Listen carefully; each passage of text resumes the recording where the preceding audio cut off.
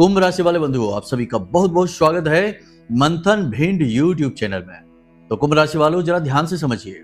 18 मई को शाम 4:30 बजे राहु का केतु का राशि परिवर्तन हो चुका है और राहु अब कुंभ राशि में गोचर करेंगे पूरे 18 महीनों के लिए। ऐसे में आपको बहुत सावधान रहना है। खास तौर से आपको कुछ चीजों में बहुत अधिक सावधानियां रखनी है, वरना आपको राहु मिट्टी में मिला देगा। कुछ चीजें ऐसी हैं जिनका आपको भूल कर भी लेन देन नहीं करना है। कुछ जीवन में परिवर्तन करने हैं और राहु के बारे में सारा ज्ञान, सारी समझ अपने पास बैठा लेनी है। याद रखना कि कुंडली में सबसे शक्तिशाली ग्रहों में से एक राहु को कहा जाता है और ज्योतिष में एक बहुत ही मशहूर कहावत भी है, पहले भी हम आपको बता चुके हैं इस विषय में, कि जिसको राहु मारे उसे फिर कोई ना तारे और जिसको राहु तारे उसे फिर कोई ना मारे। मतलब कि राहु जीवन में बड़े बड़े परिवर्तन, अचानक से आने वाले परिवर्तनों के लिए उत्तरदायी होता है। और एक खास बात आपको बता दें कि अन्य ग्रह जहां उपायों के माध्यम से नम्र हो जाते हैं, सौम्य हो जाते हैं, पीड़ाएं देना बंद कर देते हैं, वहीं राहु पर कोई उपाय किसी भी प्रकार से कार्य नहीं करता जब तक कि आप राहु को ना समझें, ना जानें। मतलब कहने का यह है कि राहु को ठीक करने का सबसे बड़ा उपाय राहु को समझना है। ऐसे में आपको इस कार्यक्रम में जो बातें हम बताने जा रहे हैं, वे बातें जानना बेहद आवश्यक है। इन बातों को जानने के बाद न केवल राहु के प्रति आपकी समझ कई गुना अधिक बढ़ जाएगी, बल्कि आप यह भी जान जाएंगे कि किस प्रकार राहु को आप अपने उपायों से, आचरणों से और व्यक्तिगत जीवन में होने वाली गतिविधियों के माध्यम से नियंत्रित कर सकते हैं। और एक बार यदि आपने राहु को नियंत्रित करना सीख लिया, उसके जो चरित्र है, उसका जो गुण है, उसे समझकर अपने जीवन में उसे उतारना सीख लिया, तो निश्चित तौर पर राहु आपको तारेगा और एक बार राहु जिसको तारे उसे फिर कोई ना मारे। याद रखना, मतलब कि आज का यह जो कार्यक्रम है, यह आपके जीवन के लिए मील का पत्थर साबित होने वाला है। इस कार्यक्रम को जो अंत तक देखेगा 100% वह राहु से तो दुखी नहीं रहेगा, इस बात की हम गारंटी देते हैं।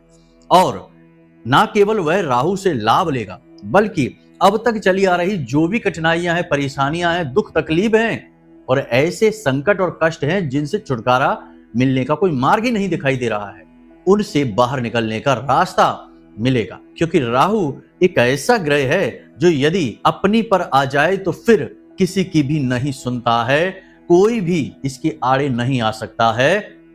राहु ग्रहों के राजा सूर्य को भी ग्रहण लगा सकता है, तो आप समझ सकते हैं कि कितनी अधिक शक्ति है इस ग्रह में।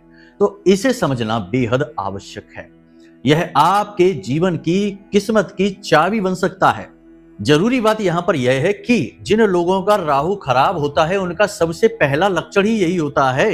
वैसे तो बहुत सारे लक्षण होते हैं, हम सभी आगे बताने वाले हैं, लेकिन सबसे बड़ा और पहला लक्षण ही यही होता है कि उनके अंदर धैर्य की बेहद कमी हो जाती है। कहीं भी उनका मन कुछ मिनट और सेकंडों से ज्यादा टिकता ही नहीं है। इसीलिए आपने देखा होगा कि आज के समय में लोग कितने व्याकुल होते जा रहे हैं, क्योंकि राहु का प्रभाव दिन प्रतिदिन बढ़ता चला जा रहा है। यह कलयुग है, राहु का युग है। ऐसे में जो धैर्यवान हैं, जो ध्यान देते हैं चीजों पर और समझते हैं चीजों की गहराइयों को और उन्हें जीवन में उतारते हैं, उनका तो राहु ठीक रहता है, उन्हें उन्नति भी प्राप्त होती है। लेकिन ज्यादातर लोग केवल भटक ही रहे हैं। इसीलिए आप देखेंगे कि लोगों का ध्यान केंद्रित कितने कम समय के लिए होने लगा। जहां लोग पहले पुराने जमाने में घंटों बैठकर पंडालों में कथाएं और प्रवचन सुना करते थे, वहां आज के समय में लोग एक एक मिनट की रील भी पूरी नहीं देख पा रहे हैं, उसे भी बीच में छोड़ दे रहे हैं, क्योंकि लोगों का जो ध्यान केंद्रित करने की क्षमता है वह लगभग समाप्त होती जा रही है। राहु बिगड़ता जा रहा है। तो आपको इस गुण को भी, राहु के इस गुण को भी समझना होगा और अपने ध्यान केंद्रित करने की शक्ति को बढ़ाना होगा। जब भी कोई बात ठीक समझ में आती है, अच्छी लगती है, रुक कर वहां समय दीजिए और उसे सुनिए। जैसे इस कार्यक्रम में हम आपसे कह रहे हैं कि यहाँ जो बातें हम आपको बताने जा रहे हैं, उन्हें हल्के में मत लेना। ये बातें आपके जीवन को बदल सकती हैं, समय और काल के अनुरूप हैं। और आपने आज से इस कार्यक्रम को देखकर बताई गई बातों को जीवन में उतारना शुरू कर दिया, तो आने वाला 1 महीना या आने वाले 6 महीने आपके जीवन के क्रांतिकारी महीने और दिवस साबित होने वाले हैं। इस बात की हम गारंटी दे दें। लेकिन अब ऐसे में भी बहुत सारे लोग इन बातों को सुनकर भी हिम्मत हार जाएंगे और बीच में ही छोड़कर चले जाएंगे, क्योंकि उनका राहु खराब हो चुका है, स्थिर नहीं होने देगा। परिवर्तनशील है राहु, परिवर्तन कारक है। जिसका राहु निगेटिवली एक्टिव हो जाता है, उसका पैर एक जगह नहीं टिकता, उसकी बात एक जगह नहीं ठहरती, वह अपनी बातों पर ही नहीं टिकता है। पल पल में उसके विचार, उसकी बातें, उसके इरादे बदलते रहते हैं। इसीलिए राहु खराब कहा जाता है ऐसे लोगों के लिए। खैर, उम्मीद करते हैं कि आप ये सारी बातें समझ रहे हैं। कार्यक्रम में अंत तक जरूर ठहरेंगे तो सोना मिलेगा, मतलब कि ज्ञान का सोना, ज्ञान का खजाना। और यदि नहीं ठहरेंगे तो अज्ञानता का अंधकार तो घेर कर बैठा ही है, वह तो घेरे ही रहेगा। तो उम्मीद करते हैं सारी बात आप समझ रहे हैं। अब कार्यक्रम में अंत तक अवश्य ठहरेंगे। चलिए कार्यक्रम को शुरू करते हैं महामाई का जयकारा लगाकर, जैसे कि हम हमेशा करते हैं। माई के नाम के बिना तो कुछ भी संभव ही नहीं है। माई तो स्वयं शक्ति है, और शक्ति मीन्स एनर्जी, और बिना एनर्जी ऊर्जा के तो संसार क्या, पूरा ब्रह्मांड ही निष्क्रिय है। तो कमेंट बॉक्स में पूरे भक्ति भाव के साथ लिख डालिए, जय मां भद्रकाली, कृपा करो। महामाई निश्चित तौर पर आपके ऊपर कृपा करेंगी, और कृपा कर ही दी है, तभी तो यह कार्यक्रम आप तक पहुंचा है माई के धाम से। और इस कार्यक्रम में बताई जाने वाली हर एक बात की हम पूरी जिम्मेदारी लेते हैं। याद रखना कि यह कार्यक्रम माई के धाम से ही प्रसारित हो रहा है। तो जो बातें हैं वो ठोस हैं, प्रामाणिक हैं और तथ्यों पर आधारित हैं, पूरी कपोल कल्पनाएं नहीं है। चलिए अब अपने मूल विषय को शुरू करते हैं। ध्यान से सुनिए सारी बातों। प्यारे मित्रों, हमारे अत्यंत प्रिय और परम पूज्य अमिताचार्य जी के पास मां बगलामुखी और मां भद्रकाली की साधनाओं का वर्षों का अनुभव है, और माता रानी की इनके ऊपर पूर्ण कृपा और सिद्धि है। आचार्य जी ने अपने सटीक कुंडली विश्लेषण और श्रेष्ठतम उपायों के माध्यम से हजारों लोगों के जीवन को खुशियों से भरा है। आचार्य जी का कुंडली विश्लेषण और उपाय करवाने का तरीका इतना अद्भुत है कि जीवन के हर एक दुख और कष्ट का कारण जड़ से ही समाप्त हो जाता है। फिर समस्या चाहे जैसी भी हो, कर्जा बहुत बढ़ गया हो, व्यापार चल नहीं रहा हो, बीमारियों में आप बर्बाद हो चुके हो, रिश्तों में प्रेम समाप्त हो चुका हो, या फिर नौकरी ही ना मिल रही हो, विवाह में देरी होती हो, कैसी भी समस्या हो, इन समस्याओं का कारण क्या है, कौन सी महादशा परेशान कर रही है, कौन सा दोष लगा हुआ है, सब कुछ आचार्य जी इतना सटीक बताते हैं कि वर्षों वर्ष के दुख कुछ ही दिनों में समाप्त हो जाते हैं। अगर आपके जीवन में भी कोई ऐसी संकट की घड़ी है तो यही सही समय है जब आप पूज्य आचार्य जी के हाथों से अपनी कुंडली का विश्लेषण करवाएं और वर्षों से चल रहे दुखों और संकटों के इस चक्र से बाहर निकल जाए। प्यारे मित्रों, अभी वीडियो में दिए गए नंबरों पर फोन करिए और अपनी कुंडली का श्रेष्ठतम आकलन करवा डालिए। जिंदगी बदलने का ये सबसे बड़ा मौका हाथ से मत जाने दीजिएगा। जय माई की, महामाई आपका कल्याण करे। मूल रूप से हम यहाँ पर 3 तरीके की बातें करने वाले हैं। पहली बात तो यह कि राहु से जुड़ी कौन सी चीजें देनी है, कौन सी नहीं लेनी है। लेन देन के विषय में राहु किस तरह पॉजिटिव और निगेटिवली एक्टिवेट हो जाता है, इसे समझना बहुत जरूरी है, क्योंकि आज के समय में लोग लेन देन बहुत अधिक कर रहे हैं। चीजों का लेन देन, पैसों का लेन देन, यहां तक कि विचारों का भी लेन देन हो रहा है। कोई व्यक्ति कहता है, कोई व्यक्ति सुनता है, मोटिवेशन के नाम पर ही उल्टे सीधे विचारों को दिमाग में भरा जा रहा है। लोग ले रहे हैं और उन विचारों के चक्कर में मक्कड़ जाल में फंस जा रहे हैं। खुद के विचार तो है नहीं, किसी ने मोटिवेट कर दिया और काम शुरू कर दिया, बाद में फंस गए, क्योंकि वो उसका काम तो है नहीं, आपका अपना काम तो है नहीं, उसके विचारों से प्रेरित होकर आया हुआ है। मतलब बहुत सारी बातें हैं। यहां से राहु निगेटिवली एक्टिवेट होता है। उसके बाद 5 बड़ी भविष्यवाणियां जो 3 से 5 दिनों में घटित होने वाली हैं, इन्हें भी अवश्य जानें, क्योंकि ये आपके जीवन का रोड मैप है। 70 से 80% भविष्यवाणियां तो सटीक बैठेंगी, क्योंकि पूरे आकलन के साथ आई हैं। इसी के साथ साथ हम आपको बताएंगे वो तरीके जिनसे आप जाने कि राहु आपका पॉजिटिव है कि नेगेटिव है, और पॉजिटिव करने के लिए वो गुप्त ज्ञान, गूढ़ ज्ञान जो ज्योतिष की गहराइयों में बैठा है, शास्त्रों की गहराइयों में बैठा है, उस ज्ञान को आपके लिए लेकर आए। अंत में आपको बताएंगे उस एक चीज के विषय में जिसे आपको भूल कर भी किसी को नहीं देना है, वरना आपका राहु आपको मिट्टी में मिला देगा। चलिए अब मूल रूप से अपने विषय को शुरू करते हैं। पहले बात करते हैं 5 बड़ी भविष्यवाणियों की। सबसे बड़ी बात यहां पर कि राहु परिवर्तनशील है, परिवर्तन कारक ग्रह है। राहु के परिवर्तन के साथ ही जीवन में आपके कुछ ना कुछ परिवर्तित होगा, योजनाएं कुछ नई बनेंगी। अचानक से आपने कुछ चेंज करने के बारे में सोचा होगा, जॉब बदलने के बारे में सोचेंगे, बिजनेस बदलने के बारे में सोचेंगे, या स्थान परिवर्तन के बारे में, विदेश जाने के बारे में, यानी कि बड़ा चेंज आपके जीवन में आएगा, बड़ा परिवर्तन आएगा। अब अपने आप तो नहीं आएगा, आप ही उसे लेकर आएंगे। आपने विचारों में उसे डाल रखा था, अब उसे मूर्त रूप लेकर आएंगे। लेकिन यहां पर हम आपको बता दें कि परिवर्तन कैसा भी हो, कोई भी हो, पॉजिटिव हो सकता है, नेगेटिव भी हो सकता है, पूर्ण आकलन बेहद आवश्यक है। कोई भी फैसला जल्दबाजी में आपको नहीं लेना है।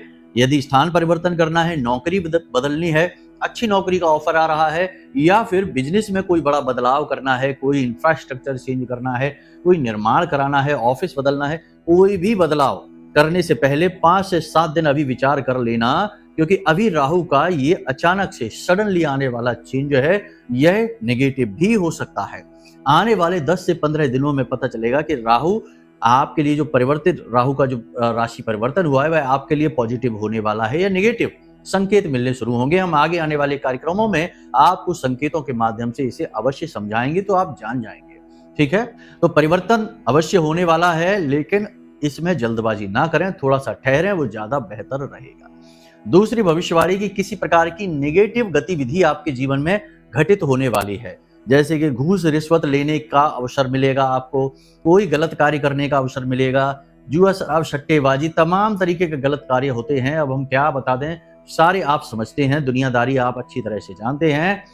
गलत कार्यों में रुचि बढ़ेगी, कुछ लोग ऐसे आपसे जुड़ेंगे जो गलत कार्यों में इन्वॉल्व होंगे, और वे लोग आपको प्रेरित करेंगे किसी गलत कार्य को करने के लिए। आपको ऐसे किसी भी गलत कार्य की ओर आकर्षित नहीं होना है, वरना आप परेशान हो जाएंगे। ये बड़ा संकेत है कि राहु आपके लिए नेगेटिवली एक्टिवेट हो चुका है, आपको गड्ढे में गिराने वाला है, सक्रिय हो चुका है। अब आपको समझना है, तो कोई भी गलत कार्य, भले बुरे का भेद तो आप समझते ही हैं, कोई भी गलत कार्य की ओर आपको मन करे आपका जाने का, या आपको अवसर मिल रहा है, मौका मिल रहा है, ना कर देना, उसे रोक देना। जरूरत नहीं है उसमें आगे बढ़ने की, तो आप रुक जाएंगे, तो आपका राहु भी पॉजिटिवली एक्टिवेट होने लगेगा। देखो, राहु एक एनर्जी है, अगर वो नेगेटिव, पहले तो वह नेगेटिव ही रहती है क्योंकि वह राक्षस है, तो नेगेटिवली पहले एक्टिव होगा। लेकिन आपने यदि उसे थाम लिया, समझ लिया, अपने बुद्धि विवेक का प्रयोग कर लिया, तो वह फिर एक्टिवेट तो होगा, लेकिन नेगेटिव नहीं, पॉजिटिवली, तो आपको रंक से राजा बनाएगा। तो ये चीजें समझने की होती हैं, इसी को मार्गदर्शन कहते हैं। तो ये सारी बात आपने समझ ली। अब एक खास बात, किसी प्रकार की यात्रा का योग बन रहा है, आप किसी यात्रा पर जा सकते हैं। बिजनेस की भी ट्रिप हो सकती है, व्यक्तिगत भी हो सकती है, और धार्मिक भी हो सकती है। यात्रा चाहे जैसी भी हो, आपके लिए कष्टदायी रहेगी, हाजमा आपका खराब हो जाएगा, और पेट में किसी प्रकार की तकलीफ, इन्फेक्शन भी हो सकता है। बेहतरी यही रहेगी कि उल्टा सीधा खान पान ना करें, खाने पीने के लिए स्वास्थ्यवर्धक चीजों का ही चुनाव करें, और यात्रा में काम के दौरान थोड़ा अपनी सेहत का भी ख्याल अवश्य रखें। व्यावसायिक यात्रा होने की संभावना सबसे अधिक है। यदि यह धार्मिक यात्रा होती है तब तो बहुत अच्छी बात है, लेकिन अन्य प्रकार की यात्राएं यदि हैं, क्योंकि जीवन है, सब कुछ चलता है यहाँ पर, जीवन जीने के लिए बहुत कुछ करना भी पड़ता है, जीवन यापन के लिए यात्राएं भी करनी पड़ती हैं, तो करनी पड़े तो जाइए, रोका नहीं है, लेकिन यहाँ स्वास्थ्य खराब होने का खतरा है, तो उसके लिए थोड़ा सावधान रहना है। इसी प्रकार राहु के एक्टिवेट होने से अब यह संकेत भी मिल रहा है, जैसा हमने आपसे कहा कि पहले राहु नेगेटिवली ही एक्टिवेट होता है, चार्ज होता है, तो आपका सिर घूम सकता है, दिमाग खराब हो सकता है, गुस्से की वजह से किसी बात को लेकर आप में क्रोध बढ़ेगा, आप किसी बात को लेकर तनाव में आएंगे, किसी से झगड़ा कर सकते हैं, बात बिगड़ सकती है, स्थिति खराब हो सकती है, तो थोड़ा सावधान रहना है, तनाव की स्थितियों को अवॉइड करना है। किसी से ज्यादा तीखी आवाज में बहस बातें होने लगे तो समझ जाना कि राहु का प्रभाव है, रुक जाना है, थम जाना है, वरना आप फंस जाएंगे। इसी प्रकार आपका कोई मित्र या कोई रिश्तेदार आपको कोई अशुभ समाचार भी सुनाएगा। अगले 3 से 5 दिनों की भविष्यवाणियां हैं, कल भी ये हो सकता है, आज जब आप इस कार्यक्रम को सुन रहे हैं तब भी ये हो सकता है, या फिर आने वाले निकट भविष्य में कोई व्यक्ति आपका अपना ही आपको अशुभ समाचार सुना सकता है फोन के माध्यम से, क्योंकि फोन राहु का सबसे बड़ा उपकरण है आज के समय में। तो फोन के माध्यम से आपको कोई बुरी खबर, खराब घटना, अच्छी घटना नहीं है, सुनाई दे सकती है। अब खास बात कि जो लोग एलर्जी से परेशान हैं, वो जिनके पेट में दर्द है, तकलीफ है किसी प्रकार की, वो जिनके शरीर में कहीं ना कहीं किसी भाग में, विशेष भाग में दर्द रहता है, हल्का बुखार रहता है, ब्लड प्रेशर और हार्ट से जुड़े रोग एकदम से बढ़ सकते हैं, या इनकी तीव्रता बढ़ने की वजह से आप व्याकुल परेशान हो सकते हैं, आप हॉस्पिटल तक पहुंच सकते हैं। तो सावधान बहुत जरूरी है, सेहत को लेकर बेहद अलर्ट रहना है। याद रखना कि राहु का प्रभाव आपके गले, आपकी छाती में बहुत अधिक रहता है। यहां से ही राहु आपको नियंत्रित करता है, फिर यहीं से सीधे आपके मन मस्तिष्क में यानी आपके दिमाग में चला जाता है। राहु की एनर्जी की बात हम यहाँ पर कर रहे हैं। राहु कोई व्यक्ति विशेष नहीं है, वह एक ऊर्जा है, तो उसे उसी प्रकार से समझें। ये ना समझें कि कोई भूत है जो आपके सिर पर चढ़ जाएगा। गुरुजी कहते हैं कि राहु सिर पे पहुंचेगा तो क्या कोई भूत है? नहीं, ये एक एनर्जी है, ठीक है। तो ये इसी प्रकार से कार्य करती है। तो आपको इनसे जुड़े रोग आपको परेशान कर सकते हैं, अचानक से आपकी स्थिति खराब कर सकते हैं। तो थोड़ा सा सावधान रहें, संकेतों को पकड़ें और उसी के अनुसार व्यवहार करें, सावधानी बरतें तो बचे भी रहेंगे। ऐसा नहीं है, जो बातें कही जाती हैं वे घटित तो होंगी, लेकिन आपकी सावधानी और आपकी सुरक्षा के आधार पर उनकी तीव्रता कम या ज्यादा भी हो जाती है। तो इसे आप इसी तरीके से लें। डरने घबराने की जरूरत नहीं है। नहीं तो बहुत से लोग कहते हैं कि गुरुजी आप तो डरा रहे हैं, घबरा रहे हैं हम तो आपकी बातें सुनकर। इतनी सी बातों से डरना घबराना नहीं है। देखिए, जब कोई डॉक्टर के पास आप बैठेंगे तो वह तो आपको आपकी बीमारियों के बारे में ही बताएगा ना, हैप्पी बर्थडे का गीत तो गाएगा नहीं। तो इसी तरीके से समझिए कि आप जिस व्यक्ति के सामने बैठे हैं वह व्यक्ति किस क्षेत्र से जुड़ा है, उसी क्षेत्र की बातें करेगा और निगेटिव बातें ही ज्यादा करेगा, क्योंकि वो निगेटिव बातें आपको परेशानी में डाल सकती हैं। तो बातों के साथ साथ उपाय भी तो दे रहे हैं, इन्हें भी आपको समझना होगा। कभी आप डॉक्टर के सामने जाकर ये ना कहें कि भाई आप तो डरा रहे हैं, आप तो कह रहे हैं कि आपको बुखार है, टाइफाइड है, मलेरिया है, इनकी दवाई लेनी होगी, तो ये तो आप डरा रहे। ऐसा नहीं है, ये काम है, इसी तरीके से किया जाता है। मीठी बातें और चिकनी चुपड़ी बातें करके लोगों को बहकाने से बात नहीं बनती है, तब भी लोग फंसते ही हैं, परेशान ही होते हैं।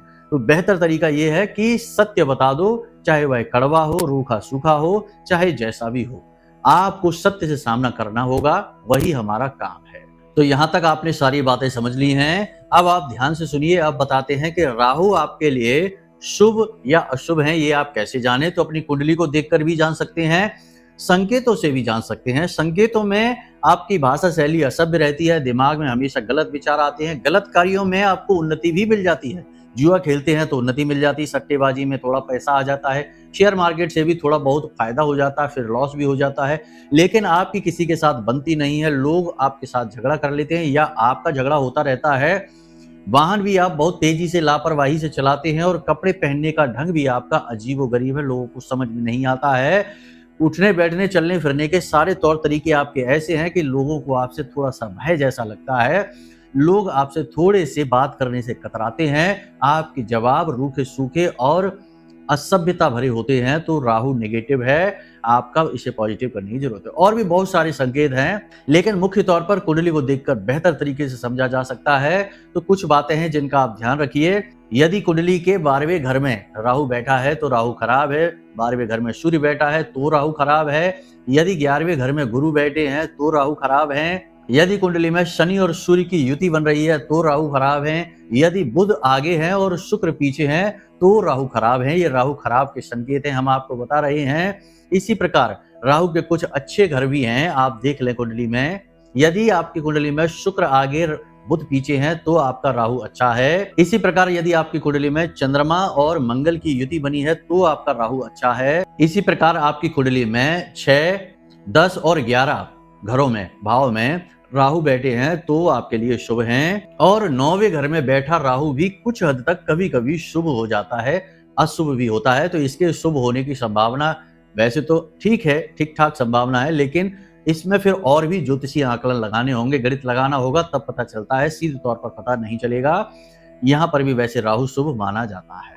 इसी प्रकार आपकी कुंडली में यदि गुरु 3, 6, 8 और 11 के भाव में बैठे हैं तो आपका राहु अपने आप खराब हो जाएगा, क्योंकि यहाँ पर गुरु कमजोर हो जाते हैं। यदि गुरु अस्त हो चुके हैं तो खराब हैं, यदि नीच के हैं तो खराब हैं, तो राहु भी आपका खराब है। अब यहाँ पर यदि गुरु का सपोर्ट राहु को नहीं मिलेगा, यानी गुरु अच्छे हो जाएंगे तो राहु अपने आप पॉजिटिव रिजल्ट देने शुरू कर देंगे। गुरु का सपोर्ट मिलना बहुत जरूरी है। यदि गुरु का सपोर्ट नहीं मिल रहा है तो राहु आपका वीक है, अब राहु को स्ट्रॉन्ग करने की जरूरत है। राहु को स्ट्रांग करने के लिए, मजबूत बनाने के लिए, पॉजिटिव करने के लिए सबसे पहली चीज ये है कि आपको काले और नीले रंग के वस्त्रों से दूरी बनानी होगी। इन वस्त्रों को आपको अपने पास नहीं रखना है।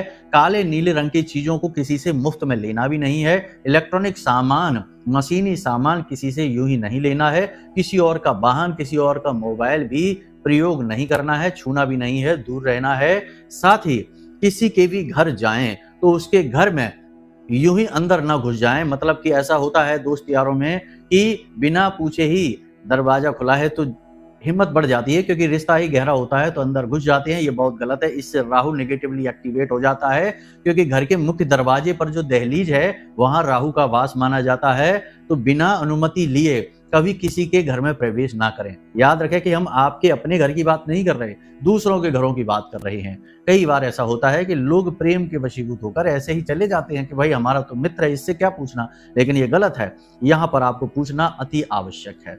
चीजों को अच्छी तरीके से समझने का प्रयास किया करिए, तो तर्कों के चक्कर में ना पड़िए, वरना समझाने में ही पूरा कार्यक्रम चला जाएगा। कुल मिलाकर यह है कि आपको अपने घर की दहलीज, आपकी जो दहलीज है, मुख्य दरवाजा, वो टूटा फूटा ना हो, नीचे दबा हुआ ना हो, और वहां थोड़ी सी ऊंचाई होनी चाहिए, जमीन से थोड़ा सा वह ऊंचा हो। दहलीज, जो मुख्य दरवाजे की दहलीज है, वह ऊंची होनी चाहिए। इससे राहु आपका शुभ हो जाता है। यदि दबी हुई है, टूटी फूटी है, तो राहु अशुभ हो जाता है। राहु को शुभ करने का, अनुकूल करने का सबसे अच्छा उपाय यह भी है कि आप भोलेनाथ के मंदिर जाएं और वहां शिवलिंग को जल समर्पित करें, पूजा पाठ करें। साथ ही शिवलिंग पर काले तिल अर्पित अवश्य करें। और मंदिर से लौटते समय किसी अपाहिज भिखारी को, यदि एक आंख वाला भिखारी आपको मिल जाता है, जिसकी एक आंख खराब है, ऐसा भिखारी आपको मिल जाता है, तो उसे धन और अन्न अवश्य दें, और इतना दें कि वह मुस्कुराने लगे, खुश होने लगे, क्योंकि यह राहु का प्रतीक है। राहु आपका तुरंत पॉजिटिव हो जाएगा। ये कुछ साधारण सी बातें हैं राहु को लेकर जो आपको समझनी है। अब बात करते हैं एक चीज जो किसी को नहीं देनी है। सबसे बड़ी बात कि राहु का गुरु से सीधा नाता होता है। यदि गुरु आपका निगेटिव हो जाएगा तो राहु आपको कभी शुभ फल नहीं दे सकता है। इसलिए धर्म ग्रंथ, क्योंकि आज के समय में लोग गीता जी है, रामायण जी है, या फिर और भी तमाम तरीके की धार्मिक किताबें, या कोई भी किताब, हम तो यही कहेंगे कि कभी किसी को कोई भी किताब गिफ्ट में, उपहार में ना दें। इससे आपका गुरु तो नेगेटिव हो ही जाता है। मतलब कि गुरु की शक्ति तो कमजोर होती ही है। किताबों का सीधा संबंध राहु से भी है, क्योंकि किताबें जो हैं, चाहे धार्मिक हो चाहे साधारण हो, वे माता सरस्वती का प्रतीक है, और राहु की देवी, आराध्य देवी माता सरस्वती हैं। तो भूल कर भी अगले 5 से 7 दिनों में, या कभी भी कोई भी किताब या पेन किसी को यूं ही गिफ्ट में, उपहार में, मुफ्त में यूं ही प्रयोग के लिए नहीं देना है। देना भी है तो तुरंत उसे वापस भी ले लेना है। इस चीज को आपको ध्यान रखना है हमेशा। तो आपका राहु हमेशा पॉजिटिव रहेगा। यदि आपने ये गलती कर दी और अभी राहु ने राशि परिवर्तन भी किया है, तो हो सकता है कि राहु आपको पूरी तरह से नेगेटिवली एक्टिवेट होकर परेशान करना शुरू कर दे। फिर जब तक आप अपनी परेशानी को समझेंगे, जानेंगे, तब तक हो सकता है कि बहुत सारा नुकसान भी हो जाए, बहुत ज्यादा देर भी हो जाए। फिर उपाय भी धीमे धीमे कार्य करेंगे, समय लग जाता है इन चीजों में। तो उम्मीद करते हैं कि सारी बातें आपने समझ ली हैं। अब यदि आपको कुछ चीजें हैं जो समझ में नहीं आई हैं, या फिर आप और गहराई से समझना चाहते हैं, तो नंबर हमने वीडियो में दे रखे हैं। अपनी कुंडली का विश्लेषण करा लीजिए। कुंडली का विश्लेषण कराने से आपको 2 लाभ हैं। एक तो आपके जीवन की समस्याओं का जो मुख्य कारण है वह समझ में आ जाएगा। बहुत सारे लोग हैं जिनकी उम्र 55-60 साल हो जाती है, तब भी उन्हें पता नहीं रहता कि उनकी कुंडली में क्या दोष है। किस ग्रह से पितृ दोष आ रहा है, काल सर्प दोष है कि नहीं है, विष दोष है कि नहीं, मांगलिक यानी कि है कि नहीं है, या फिर अंगारक वगैरह, गुरु चांडाल, तमाम तरीके के योग होते हैं, दोष होते हैं। इनके निवारण बहुत जरूरी है। लेकिन उम्र गुजर जाती है, लोगों को पता ही नहीं है, क्योंकि कुंडली कभी किसी को दिखाई नहीं। बेहतर तरीका यह है कि आप अपनी कुंडली का विश्लेषण करा लीजिए। नंबर वीडियो में हमने दे रखे हैं, और उन दोषों को निवारण के लिए सटीक उपाय ले लीजिए। उन उपायों को करिए, जिंदगी में महापरिवर्तन की शुरुआत हो जाएगी। उम्मीद करते हैं सारी बातें आपने समझ ली हैं। ये बातें आपको बहुत लाभ पहुंचाएंगी। इन्हें आप जीवन में अपने अवश्य उतारना। बहुत मेहनत से कार्यक्रम हमने तैयार किया है आपके लिए। आपको महामाई की कृपा भी पहुंचेगी। तो चलिए बंधु, आज के इस कार्यक्रम को यही विराम देते हैं। हमेशा हंसते रहिए, मुस्कुराते रहिए, सकारात्मक रहिए। महामाई पर अपनी आस्था विश्वास जरूर बनाकर रखिए, क्योंकि आपका उद्धार तो वहीं से होना है। प्रेम से बोलिए जय माई की। हमारे प्रिय और परम पूज्य आचार्य जी ने अपनी साधनाओं के अनुभवों पर आधारित शक्तिशाली उपाय और क्रियाओं के माध्यम से हजारों लोगों के जीवन को पूरी तरह से बदला है। आचार्य जी के द्वारा बताया गया हर एक उपाय इतना सटीक और कारगर होता है कि जो भी इसे पूरे भाव के साथ कर लेता है उसे साक्षात महामाई की कृपा और आशीर्वाद प्राप्त हो जाती है। इसलिए निसंकोच इन उपायों को पूरे भाव के साथ करिए, आपका कल्याण होगा। जय माई की।